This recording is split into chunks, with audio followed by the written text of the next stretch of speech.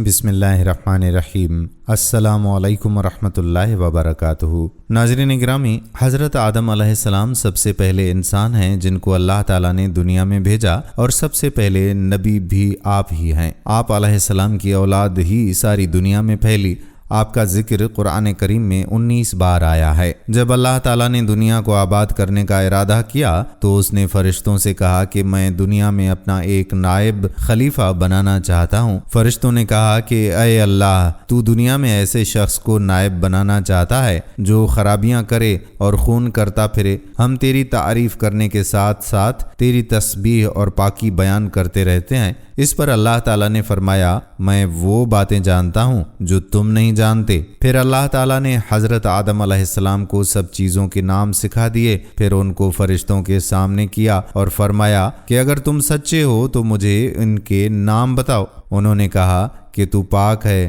جتنا علم تو نے ہم کو بخشا ہے اس کے سوا ہم کو کچھ نہیں معلوم۔ پھر اللہ تعالیٰ نے فرشتوں کو حکم دیا کہ تم آدم کو سجدہ کرو، تو وہ سب سجدے میں گر پڑے مگر شیطان نے سجدہ نہیں کیا۔ اللہ تعالیٰ نے حضرت آدم علیہ السلام سے کہا کہ تم اور تمہاری بیوی جنت میں رہو اور جہاں سے چاہو کھاؤ پیو، مگر ایک خاص درخت کے متعلق حضرت آدم علیہ السلام کو منع کر دیا کہ اس کے قریب بھی نہ جانا ورنہ تم بھی ظالموں میں سے ہو جاؤ گے۔ اس طرح اللہ تعالیٰ نے حضرت آدم علیہ السلام کا امتحان لیا کہ دیکھیں یہ ہمارا کہنا مانتے ہیں یا بھول جاتے ہیں اور شیطان کے بہکاوے میں آ جاتے ہیں۔ شیطان جو پہلے ہی حضرت آدم علیہ السلام سے ناراض تھا کہ ان کی وجہ سے وہ اللہ تعالیٰ کے دربار سے نکلا اور خدا کی اس پر لعنت ہوئی، جس پر اس نے قسم کھائی تھی کہ میں حضرت آدم علیہ السلام اور آپ کی اولاد کو قیامت تک بہکاتا رہوں گا کہ اللہ تعالیٰ کا کہنا نہ مانے اور خوب برائیاں پھیلائے۔ وہ حضرت آدم علیہ السلام اور ان کی بیوی حضرت اماں حوا علیہ السلام کو برابر بہکاتا رہا کہ اس درخت کا پھل تم ضرور کھاؤ، اس کے کھانے سے تم فرشتے بن جاؤ گے، جنت میں سے کبھی نہ نکلو گے۔ آخر ایک دن حضرت آدم علیہ السلام اور ان کی بیوی بھول سے شیطان کے بہکاوے میں آ گئے اور اس درخت کا پھل کھایا گیا، جس کے کھانے کے فوراً بعد دونوں بے پردہ ہو گئے اور جنت کا لباس ان کے بدن سے غائب ہو گیا، جس کے بعد وہ جنت کے پتوں سے اپنے بدن کو چھپانے لگے۔ اللہ تعالیٰ نے حضرت آدم علیہ السلام سے کہا کہ ہم نے کہہ دیا تھا کہ اس درخت کے پاس بھی نہ جانا اور شیطان کے کہنے میں نہ آنا، وہ تمہارا دشمن ہے، تم اس کے کہنے میں آ گئے، لہٰذا اب تم اور حوا جنت سے چلے جاؤ اور دنیا میں جا کر رہو۔ حضرت آدم علیہ السلام کو جنت سے نکلنے اور شیطان کے بہکاوے میں آنے کا بہت رنج ہوا اور وہ بہت عرصے تک اللہ تعالیٰ سے معافی مانگتے رہے، روتے رہے کہ اللہ تعالیٰ مجھے معاف کر دے۔ آخر اللہ تبارک و تعالیٰ کو آپ پر رحم آ گیا اور آپ کو یہ دعا سکھائی کہ اے ہمارے رب، ہم نے اپنے اوپر ظلم کیا اور تو ہم پر رحم نہیں کرے گا تو ہم بڑے نقصان اٹھانے والوں میں سے ہو جائیں گے۔ حضرت آدم علیہ السلام نے یہ دعا بہت گڑ گڑا کر مانگی۔ اللہ تبارک و تعالیٰ تو سب سے بڑا رحم فرمانے والا ہے۔ جب کوئی بندہ گناہ کر لیتا ہے اور سچے دل سے توبہ کر لیتا ہے کہ اے اللہ پاک، یہ گناہ تو مجھ سے غلطی سے ہو گیا، آئندہ ایسا نہیں کروں گا، تو اللہ تبارک و تعالیٰ اسے معاف فرما دیتا ہے۔ چنانچہ حضرت آدم علیہ السلام کو بھی اللہ تعالیٰ نے معاف کر دیا اور پھر کہا کہ تم اور تمہاری اولاد دنیا میں رہو، اور یہ یاد رکھو کہ میری طرف سے ایک نبی صلی اللہ علیہ وآلہ وسلم میری ہدایت لے کر تمہارے پاس آئے تو تم اس کا کہنا ماننا۔ جو میرے بھیجے ہوئے نبیوں کا کہنا مانے گا اس کو پھر نہ کوئی خوف ہوگا اور نہ غم ہوگا، اور جو لوگ میرے نبیوں کی بات کو نہیں مانیں گے اور ہماری آیتوں کو جھٹلائیں گے وہ دوزخ میں جائیں گے اور ہمیشہ اسی میں رہیں گے۔ اس کے بعد حضرت آدم علیہ السلام اور اماں حوا علیہ السلام دنیا میں رہنے سہنے لگے، خوب جی لگا کر اللہ کی عبادت کرتے، ان کی بہت اولادیں ہوئیں اور دنیا میں سب جگہ آباد ہوتی رہیں۔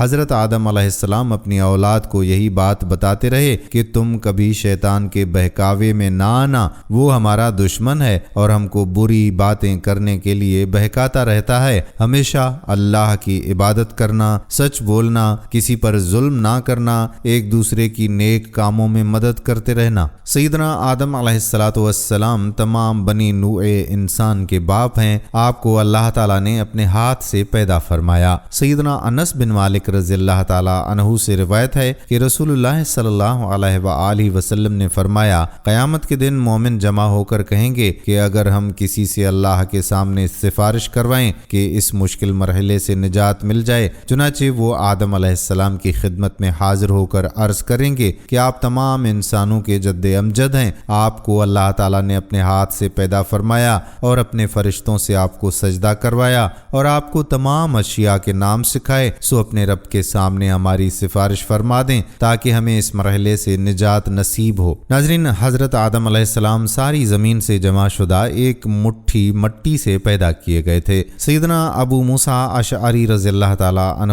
بیان کرتے ہیں کہ رسول اللہ صلی اللہ علیہ وآلہ وسلم نے فرمایا کہ اللہ تعالیٰ نے آدم علیہ السلام کو ایک مٹھی مٹی سے پیدا کیا جسے اس نے تمام زمین سے جمع فرمایا تھا، چنانچہ آدم کی اولاد اس مٹی کے لحاظ سے مختلف ہوئی ہے، کئی سرخ ہیں اور کئی سفید، کئی سیاہ ہیں اور کئی ان کے بین بین، کئی نرم خو ہیں اور کئی سخت طبیعت، کئی بری طبیعت کے مالک ہوتے ہیں اور کئی اچھی اور عمدہ طبیعت والے۔ حضرت ابو ہریرہ رضی اللہ تعالیٰ عنہ بیان کرتے ہیں کہ رسول اللہ صلی اللہ علیہ وآلہ وسلم نے فرمایا کہ بلا شبہ اللہ عز و جل نے تمہیں ایمان اور اسلام سے معزز بنایا ہے اور تم سے جاہلیت کی نخوت اور باپ دادا پر فخر کو دور کر دیا ہے۔ آدمی دو قسم کے ہیں، صاحب ایمان متقی یا فاجر اور بدبخت۔ تم سب آدم کی اولاد ہو اور آدم مٹی سے تھے۔ لوگوں کو قومی نخوت ترک کرنا پڑے گی، وہ تو کفر و شرک کے سبب جہنم کے کوئلے بن چکے، ورنہ یہ قوم پر تکبر کرنے والے اللہ کے ہاں گندگی کے کالے کیڑے سے بھی ذلیل ہوں گے جو اپنی ناک سے گندگی کو پھیلاتا ہے۔ ناظرین، قرآن مجید فرقان حمید میں بیان ہونے والے بہترین قصوں میں سے ایک قصہ بنی نوع انسان کے باپ حضرت آدم علیہ السلام کا ہے۔ آپ اللہ تعالیٰ کے پہلے نبی ہیں۔ ناظرین، خلیفہ وہ ہے جو کسی کی موت کے بعد یا اس کے غائب ہونے کی صورت میں اس کا جانشین بنے یا تمام امور خود سر انجام نہ دے سکنے کی صورت میں بعض معاملات میں اس کا نائب ہو، لیکن قرآن کریم کی آیت سے خلیفہ سے اللہ کا خلیفہ مراد لینا درست نہیں، کیونکہ نہ اللہ تعالیٰ پر موت آئے گی اور نہ وہ غائب ہے اور نہ وہ اپنے کاموں میں کسی کا محتاج ہے، بلکہ یہاں خلیفہ سے ایسے لوگوں کی مراد ہے جو نسل بعد نسل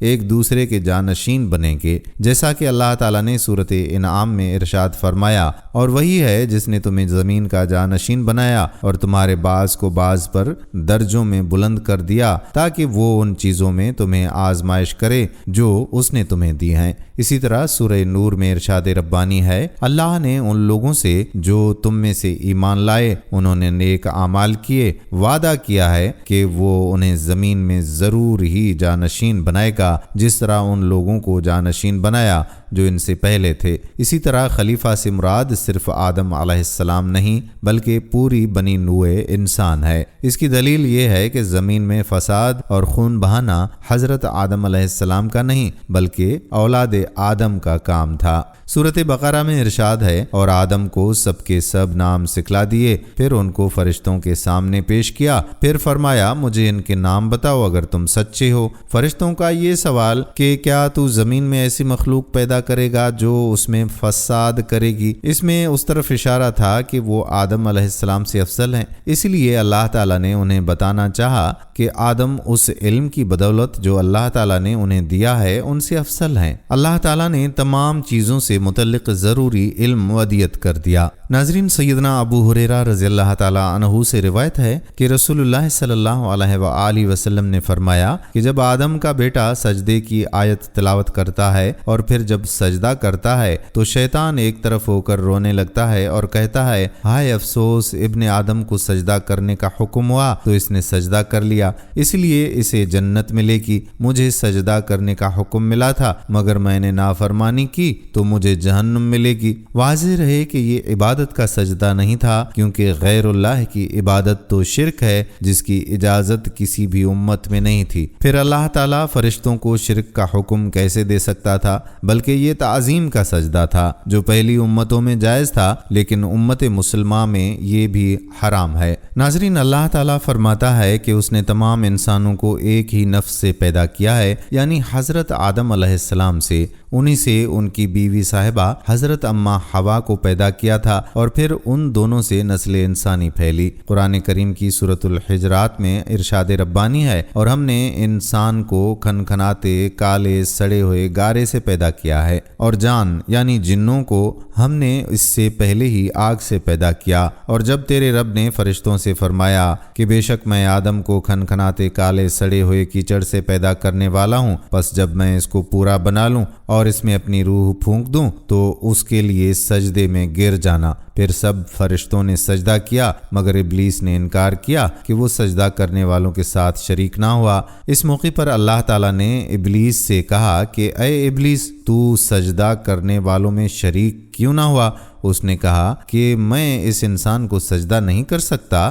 جس کو تو نے بجنے والی کالی بدبودار مٹی سے پیدا کیا ہے۔ اللہ تعالیٰ نے فرمایا تو نکل جا، تو راندہ ہوا ہے اور بے شک قیامت کے دن تک تجھ پر لعنت ہے۔ اس نے کہا کہ اے میرے رب، مجھے اس دن تک مہلت دے دے جب لوگ دوبارہ اٹھائے جائیں گے۔ اللہ تعالیٰ نے فرمایا تو معلوم دن تک مہلت دیے ہوئے ہوں میں سے ہے۔ اس نے کہا کہ اے میرے رب، چونکہ تو نے مجھے گمراہ کر دیا ہے اس لیے میں زمین میں ان کے اعمال بد اور ان کو خوبصورت کر کے دکھاؤں گا اور ان سب کو ضرور گمراہ کروں گا، مگر ان میں سے تیرے مخلص بندے میرا ان پر بس نہیں چل سکے گا۔ اللہ تعالیٰ نے فرمایا یہی مجھ پر سیدھا راستہ ہے، بے شک میرے بندوں پر تیرے لیے کوئی غلبہ نہیں ہوگا، مگر وہ گمراہ لوگ جو تیری پیروی کریں گے ان پر تیرے بہکاوے کا اثر ہوگا، اور بے شک ان سب کے لیے جہنم کا وعدہ ہے۔ اس کے 7 دروازے ہیں، ہر دروازے کے لیے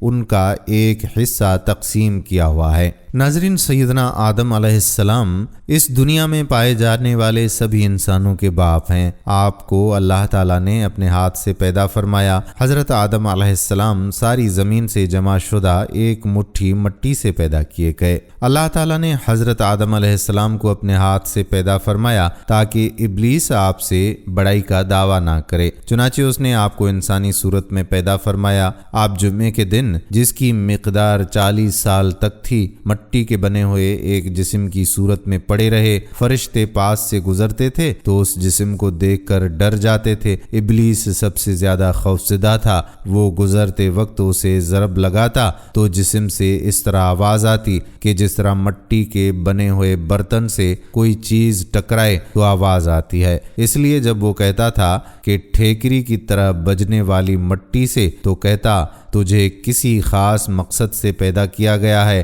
وہ اس خاکی بدن میں منہ کی طرف سے داخل ہوا اور دوسری طرف سے نکل گیا، اور اس نے فرشتوں سے کہا کہ اسے مت ڈرو، تمہارا رب صمد ہے، لیکن یہ تو کھوکھلا ہے، اگر مجھے اس پر قابو دیا گیا تو اسے ضرور تباہ کر دوں گا۔ ناظرین، اللہ تبارک و تعالی نے حضرت آدم علیہ السلام کی قدر و منزلت اور ان کی فضیلت بیان کرنے کے بعد بنی آدم کو تنبیہ کی کہ ان کا سب سے بڑا دشمن ابلیس ہے، جو آدم کی ابتدائی آفرینش ہی سے ان کے اور ان کی اولاد کے خلاف حسد کی آگ میں جلتا رہا ہے اور انہیں دینی اور دنیاوی طور پر نقصان پہنچانے کی ہر ممکن کوشش کرتا رہتا ہے، اس لیے اس سے بچنا لازم ہے۔ ابلیس نے اللہ کے حکم کی مخالفت کی تھی، اس لیے جنت سے نکالا گیا، کیونکہ جنت اللہ کے نافرمانوں کے لیے نہیں، اللہ کے حکم کے مقابلے میں تکبر کرنے والا احترام و تعظیم کا نہیں بلکہ ذلت اور خواری کا مستحق ہے، اور یہی ابلیس کے ساتھ ہوا۔ لہٰذا بحیثیت مسلمان ہمیں ہر طرح اللہ تعالیٰ کی نافرمانی سے بچتے ہوئے نیک کاموں میں اپنا وقت صرف کرنے اور برائی سے بچنے کی ضرورت ہے۔ ناظرین، ہم امید کرتے ہیں کہ ہماری آج کی ویڈیو بھی آپ کو ضرور پسند آئی ہوگی اور اپنے دوستوں کے ساتھ اسے شیئر کریں گے۔ آنے والی ویڈیو تک اپنے میزبان قادر بخش کلہوڑو کو اجازت دیجیے۔ اللہ حافظ۔